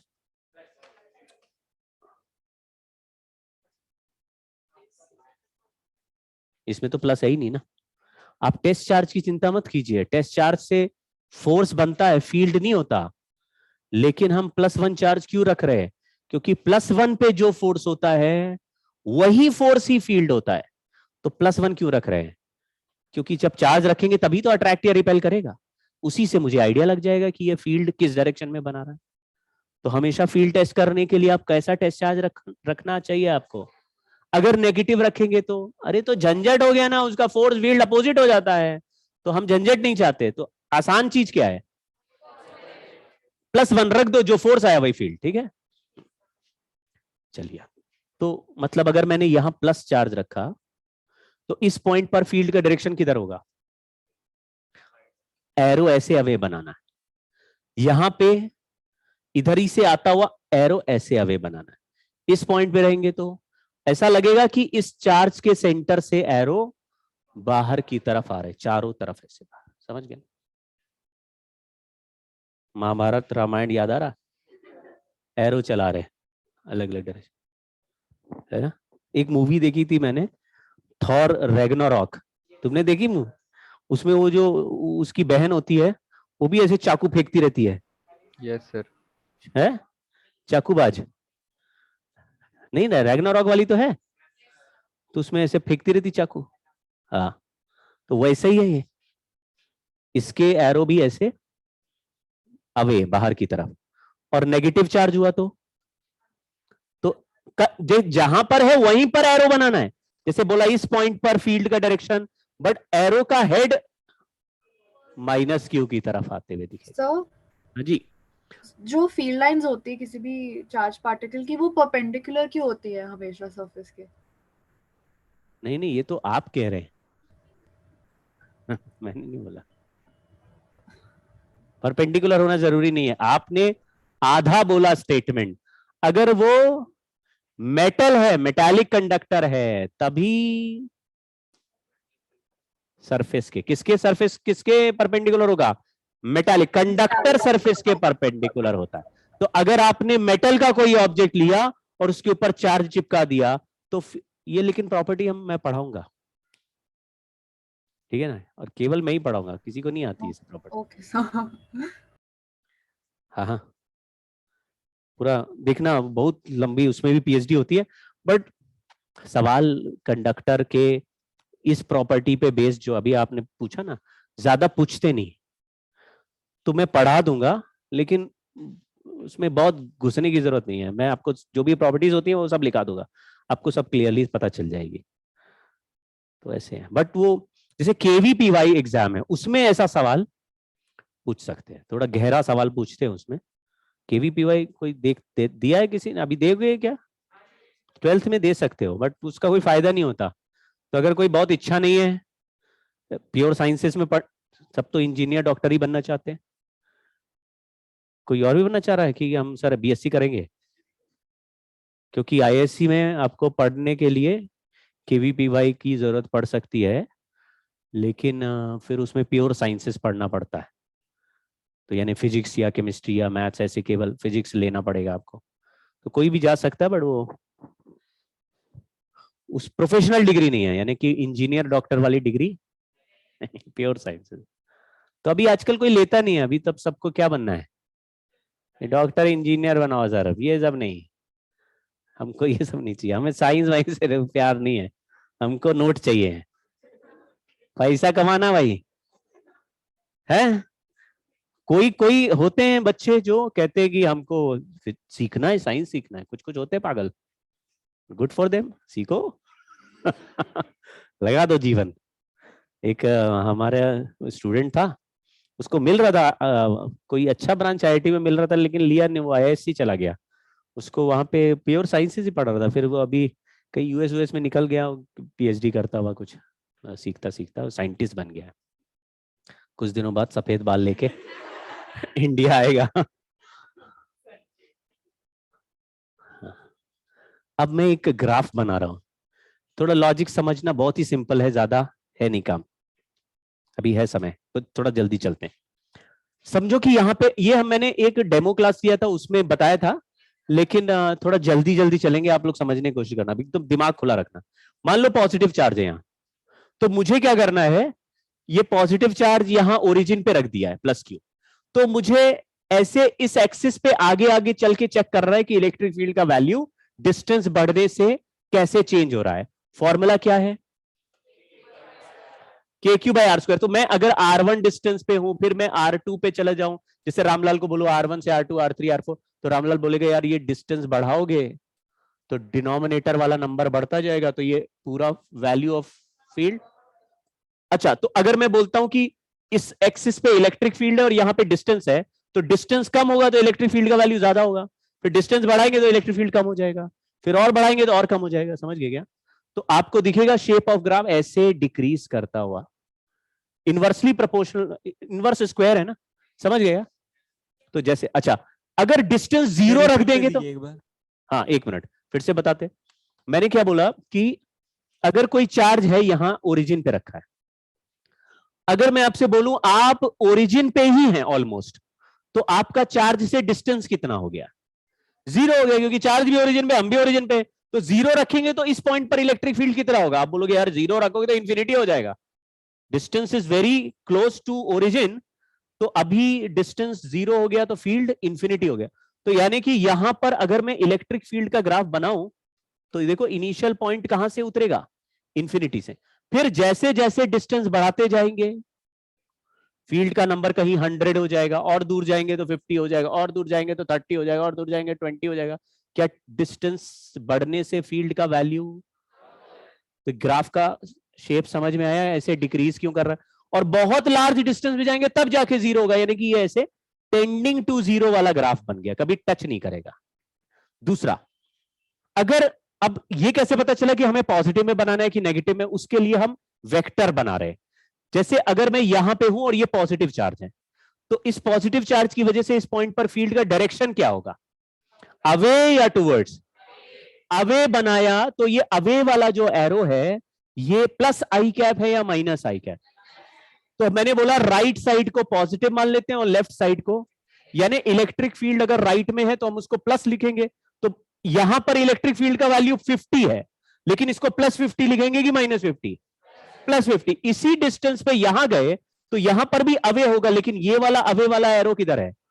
left को हमने क्या ले रखा है, तो ये वाला भी वैल्यू 50 होगा, लेकिन ये 50 और ये 50 में क्या डिफरेंस है? अपोजिट डायरेक्शन है, ये -50 है। तो इसका वाला जो ग्राफ है, इस पूरे जगह पर ग्राफ के वैल्यूज नेगेटिव चल रहे हैं, तो ग्राफ ऐसे चलेगा, नेगेटिव, -100, -50, -30, -20, ऐसे टेंडिंग टू जीरो। तो शेप आपको कर्वेचर देखना है, और यह भी समझना है कि डायरेक्शन के हिसाब से राइट साइड वाले ग्राफ को, राइट साइड वाले फील्ड को हम पॉजिटिव में ड्रॉ करेंगे और लेफ्ट साइड वाले फील्ड को नेगेटिव में। ऐसे बहुत सारे ग्राफ अभी एक एक करके बना रहे। देखो ये वाला, यहां पे पॉजिटिव चार्ज है, तो इस पॉइंट पर फील्ड का डायरेक्शन क्या है? अवे, अवे मतलब प्लस हो गया, तो इस साइड के साथ देखो सब जगह अवे है ना, ऐसे तो राइट ही चल रहा है, तो सब जगह ग्राफ का साइन कैसा है? पॉजिटिव, यानी ऊपर है। और इधर कहीं पर भी जाएंगे तो लेफ्ट वाले एरो को नेगेटिव बोल रहे हैं, तो नेगेटिव हो गया। ठीक है, तो ये सिंगल है। अगर मैं आपको पूछूं कि इसकी जगह यहां -Q चार्ज होता, तो ग्राफ का शेप कैसा दिखता? यानी जो इधर नीचे है तो वो चेक कर लेते। यहां पे अगर मैं पूछूं what is the direction of electric field, तो -Q ऐसे टुवर्ड्स फील्ड खींचता है, जैसे कि जैसे अर्थ का ग्रेविटेशन फील्ड होता है, किसी भी ऑब्जेक्ट को अपने सेंटर की तरफ अट्रैक्ट कर रहा है, वैसे माइनस क्यू चार्ज किसी भी जगह पर +1 चार्ज को अपनी तरफ अट्रैक्ट करेगा। फील्ड इज टूवर्ड्स, तो टूवर्ड्स मतलब ऐसे एरो बनाए, ये एरो किधर है, लेफ्ट या राइट?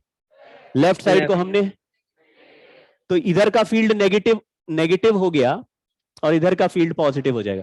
तो ग्राफ इंफिनिटी से 0 की तरफ ही जाना है, लेकिन इधर पॉजिटिव साइड बनाया और इधर भी इंफिनिटी से 0 जाना है।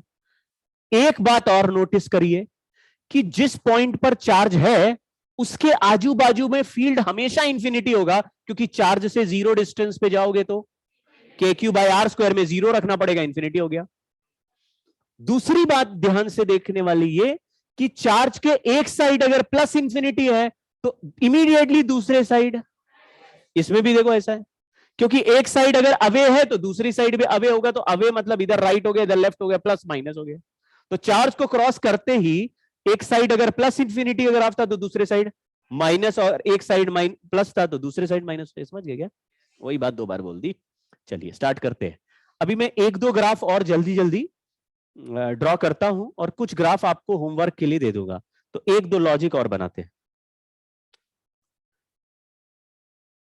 अभी ये 2 क्वेश्चंस जो पीछे छूटे, ये 3 सवाल अभी करेंगे सुपरपोजिशन के बाद। यहां पे हम लोग हैं ग्राफ के बारे में बात कर रहे हैं। तो इसमें 2 चार्जेस हैं, एक Q1 और एक Q2। फर्स्ट पार्ट में क्या लिखा है? दोनों पॉजिटिव चार्ज है और दोनों बराबर भी है, Q1 = Q2। सेकेंड पार्ट में लिखा है कि एक पॉजिटिव है एक नेगेटिव है, लेकिन वैल्यू बराबर है। दिखा क्या? थर्ड पार्ट में लिखा है दोनों पॉजिटिव है लेकिन एक का वैल्यू दूसरे से बड़ा है, और फोर्थ पार्ट में लिखा है कि एक पॉजिटिव एक नेगेटिव है और वैल्यू भी सेम नहीं है। तो चार डिफरेंट ऑप्शंस हैं, ठीक है। अब एक ग्राफ को मैं आपको लॉजिकली समझाता हूं, बाकी ग्राफ आपको ड्रॉ करने, हालांकि पीडीएफ में आपको मिलेंगे सारे ग्राफ ऑलरेडी ड्रॉन, बट आपको पीडीएफ से छापने नहीं है। आप अपने आप ड्रॉ करके चेक करिए कि जो आंसर दिया वो सही आ रहा है, मतलब एक बार ट्राई करना है, ऐसे कोई घबराने की बात नहीं है। अभी पहले मैंने बोला एक चार्ज Q1 है और दूसरा Q2 और दोनों बराबर है, तो Q लिख दिया, ये भी प्लस Q है ये भी प्लस Q, ठीक है। अगर हम इसको A बोलते हैं इसको B बोलते हैं, यहां पे A के पास रहूं, किसका फील्ड स्ट्रॉन्गर होगा? A का फील्ड किस डायरेक्शन में होगा? अबे मतलब राइट या लेफ्ट? राइट। ये B वाला यहां पर फील्ड बनाएगा किस डायरेक्शन में? लेफ्ट बनाएगा, लेकिन A से कम बनाएगा क्योंकि हम A के पास है, समझ गए क्या? तो फील्ड दोनों के सब्ट्रैक्ट हो रहे हैं ऐड हो रहे हैं? सब्ट्रैक्ट हो रहे हैं, लेकिन किसका फील्ड जीत रहा है? A का फील्ड राइट में है कि लेफ्ट में? राइट मतलब पॉजिटिव या नेगेटिव, यानी इस साइड का जो ग्राफ है वो पॉजिटिव में चलेगा। मिड पॉइंट पर क्या होगा? दोनों का सेम हो जाएगा और कैंसिल होकर 0 हो जाएगा कि नहीं? Yes sir. तो B के नजदीक पहुंचेंगे तो किसका फील्ड स्ट्रॉन्गर होगा? B का फील्ड किस डायरेक्शन में है? लेफ्ट। लेफ्ट में, यानी कि लेफ्ट वाला जीत रहा है। लेफ्ट के एरो को हम नेगेटिव। अब एक ऐसा ग्राफ इमेजिन करो जो पहले पॉजिटिव हो, बीच में 0 हो जाए और बाद में नेगेटिव हो जाए। हाँ, तो जो मैथ्स पढ़ते हैं उनको लगता है tan थीटा जैसा ग्राफ है, यानी यहां से इंफिनिटी, याद रखो चार्ज के बाजू में रहेंगे तो, क्योंकि 0 रखो KQ/R² में, तो चाहे दूसरे का वैल्यू कुछ भी हो, एक का वैल्यू इंफिनिटी कुछ भी प्लस या माइनस हो जाए तो इंफिनिटी माइनस एनीथिंग इज, हाँ, तो this graph comes from positive infinity, becomes 0 at some point and goes to negative infinity, like समझ गए ना? थोड़ा और बेटर ऐसे हिल गया है। अच्छा, अभी ये माइनस इंफिनिटी पे खत्म हुआ, इस चार्ज को क्रॉस करते ही क्या होना चाहिए? एक बार चेक कर लेते हैं। ये चार्ज यहां पे कैसा फील्ड बनाएगा, राइट या लेफ्ट? राइट मतलब पॉजिटिव। वो पॉजिटिव चार्ज यहां पे किस डायरेक्शन में बनाएगा?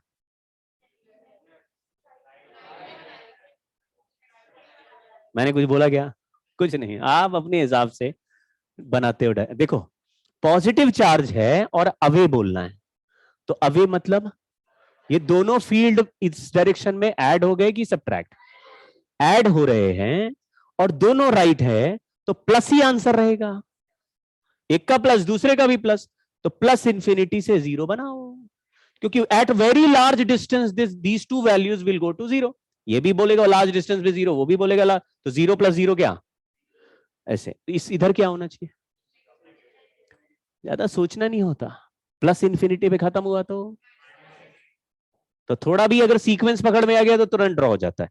ये तो तब है जब दोनों चार्जेस पॉजिटिव है। देखो ये दोनों चार्ज पॉजिटिव है, किस पॉइंट पे क्रॉस हो रहा है? मिड पॉइंट, बराबर चार्ज, बिल्कुल मिड पॉइंट पे क्रॉस होगा। एक ये आ रहा है, एक ये आ रहा है, ठीक है क्या? यही अभी हमने बनाया। अब मैं ये नहीं नहीं दोनों पॉजिटिव है, but Q1 greater than Q2 कर देता हूं, ठीक है? तो थोड़ा देखना और आप बताना जो शेप बन रहा है वो आपके दिमाग में रजिस्टर हो रहा है कि नहीं। कुछ रजिस्टर हुआ? कहां पे क्रॉस हुआ? मिड पॉइंट पे क्रॉस हुआ है। तो अच्छा हाँ, Q1 से दूर में जाके क्रॉस हुआ, क्यों? बड़ा चार्ज दूर तक बनाता ना फील्ड, याद आ गया क्या? कल कर रहे थे हम लोग, दो चार्ज, एक छोटा एक बड़ा है, फिर हम बोलते थे कहां बैलेंस होगा, तो बोलते थे छोटे के पास में और बड़े वाले से दूर। कैसा गया ना? फिर बाकी ग्राफ सेम है, बाकी सेम है, क्योंकि इधर तो फील्ड ऐड हो रहा है, इधर भी दोनों का लेफ्ट में ऐड हो रहा है, इधर नेगेटिव उधर पॉजिटिव। तो ग्राफ में डिफरेंस क्या आया, समझ में आया क्या? इसी तरह से आगे के भी कुछ ग्राफ्स हैं। ये बीच में यू शेप हो गया, इसमें ना इक्वल है, बराबर।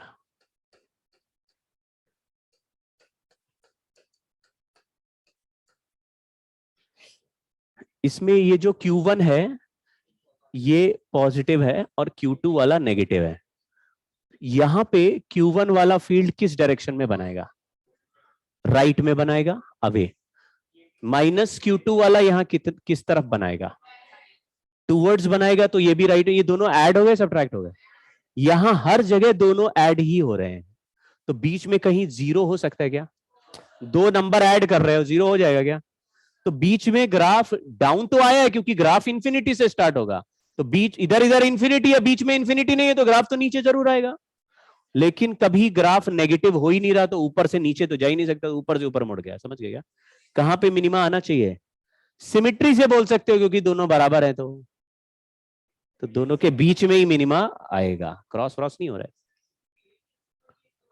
हाँ देखो, ये पॉजिटिव चार्ज है, तो फील्ड किस डायरेक्शन में है, राइट या लेफ्ट? राइट। और ये नेगेटिव है, तो नहीं नहीं ये नेगेटिव चार्ज है। नहीं नहीं नहीं, नेगेटिव चार्ज नेगेटिव नहीं बना, नेगेटिव चार्ज आओ आओ बोलता है, तो ये बोलो आओ, यानी कि टूवर्ड्स द चार्ज, तो दोनों एरो सेम डायरेक्शन, तो ऐड हो गया फील्ड सब। हाँ ठीक है, पहचान गए क्या? हॉस्टल हॉस्टल जाओ। अरे टाइम ज्यादा हो गया क्या? तो अगर थोड़ा लेट पहुंच गए तो बाहर तो नहीं निकाल देते, सड़क में रख देंगे क्या? फिर निकाल दिया हॉस्टल, फिर कहां जाओगे? हमारे यहाँ भी होता था हॉस्टल का टाइम, नहीं गर्ल्स हॉस्टल का होता था, मेरे ना बॉयज हॉस्टल। गर्ल्स हॉस्टल में इनवेरिएबली सब जगह टाइम होता है, उनको लगता है लड़कियां बिगड़ जाएंगी, लड़के बिगड़े हुए, टेंशन नहीं लो। ठीक है, हम लोग भी खत्म ही कर रहे क्लास। 12-1 बजे हमारा टाइम होता था, 1 बजे हॉस्टल का लड़कियों का टाइम था, 1 बजे तक लौट के आओ जी। 1 बजे के बाद रात में गलत बात, और लड़कों का तो कोई टाइम ही नहीं है, कभी भी आओ, तो बड़ा अच्छा है। और ये तो IIT-BHU का था, मतलब जहां पे मैं था IIT वाराणसी में, कि 1 बजे का टाइम था लड़कियों का, और हम लोगों का कोई टाइम नहीं था। जो IIT कानपुर या बाकी IITs हो थे या एम्स था, उसमें कोई टाइम नहीं है, कोई टाइम नहीं। सोचो कितना यार, लाइफ सोचिए, कोई टाइम लिमिट नहीं है। 2 बजे निकल के घूमो ना सड़क में। तो मैं गया IIT कानपुर, वहां पे लड़कियां लड़के रात में 2 बजे 3 बजे, वो पढ़ने वाले हैं वहां पे सारे, वहां कोई आवारागर्दी नहीं करने जा रहा है। सर कितना मजा आएगा आवारागर्दी का। कंप्यूटर सेंटर जा रहे हैं, लाइब्रेरी जा रहे हैं, और बहुत सेफ्टी है, कोई झंझटबाजी नहीं है कि अरे इतने रात में कहाँ जाओगी, कहाँ क्या है, कुछ नहीं, कोई टेंशन नहीं है। समझ रहे हो? बहुत मजेदार। तो आप भी ऐसे कॉलेज के बारे में सोचिए, कोई रेस्ट्रिक्शन नहीं है, कोई रोक टोक नहीं है, झंझटबाजी नहीं है, क्या है क्या नहीं, तुम्हारे को मन है जाओ ना, लाइब्रेरी 24 घंटे खुल रही है, तुमको जाके वही का 50 कैंटीन है, उसी कैंटीन में रात में 3 बजे खाना मैगी खाओ ना भाई, कौन रोक रहा है तुम्हें? बड़ी फ्रीडम। लेकिन वो जगह तो अर्न करनी पड़ेगी, है ना। बहुत मजेदार कॉलेज है, आपको मजा आ जाएगा कि क्या कॉलेज में, अपने ऊपर भी अच्छा लगेगा आपको यार, कहाँ पढ़ रहे हैं। करो, लगा दो ताकत भाई, मजा ना आ जाए तो पैसे वापस। बाय बाय बच्चों, थैंक यू सर। क्वेश्चंस मैं भेज दूंगा, आप लोग करना। डीपीपी मिल रहे क्या बोकारो सबको? यस सर, हाँ मिल रहे हैं। सर ठीक है, दूसरा डीपीपी नहीं आया था। सेकंड वाला भी भेज दिया था मैंने। सर अच्छा, सेकंड नहीं आया है। नहीं पोर्टल पे नहीं दिख रहा सर। पोर्टल में कर रहे हो, और तुम लोग मेरे ग्रुप में हो क्या? Yes sir. अरे मेरे ये वाले नंबर वाले ग्रुप में लिखो नंबर। Yes sir. इसमें व्हाट्सएप करो तो आपको मैं एक ग्रुप में डाल दूंगा, उस ग्रुप में सारे डीपीपी आते रहेंगे तुम्हारे को। Yes sir. हाँ सर एक बार डीपीपी 2 फिर से भेज देना। हाँ जी, सर डीपीपी 2 भेज देना एक बार। हाँ ठीक है, ठीक है, ठीक है। सर डीपीपी 2 और 2 डीपीपी 3 आएंगे इस बार। हाँ बोलो भाई। सर डाउट है। हाँ क्या कह रहे हैं?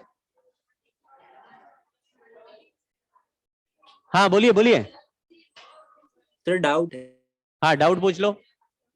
सर भेज दिया अभी आपको। एक मिनट एक मिनट।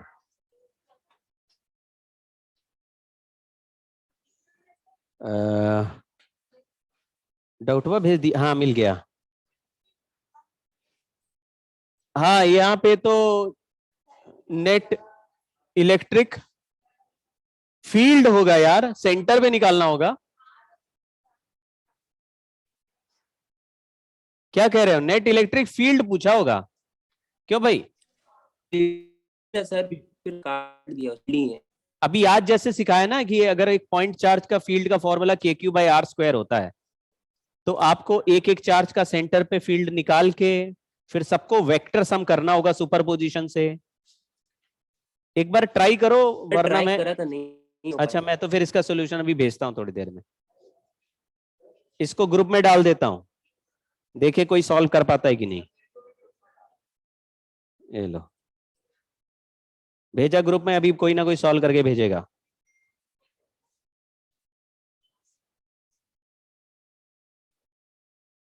ठीक है, तो अभी फील्ड के नेक्स्ट क्लास में कुछ सवाल करते हैं, उसके बाद ये वाला सवाल तुम्हें बताएंगे।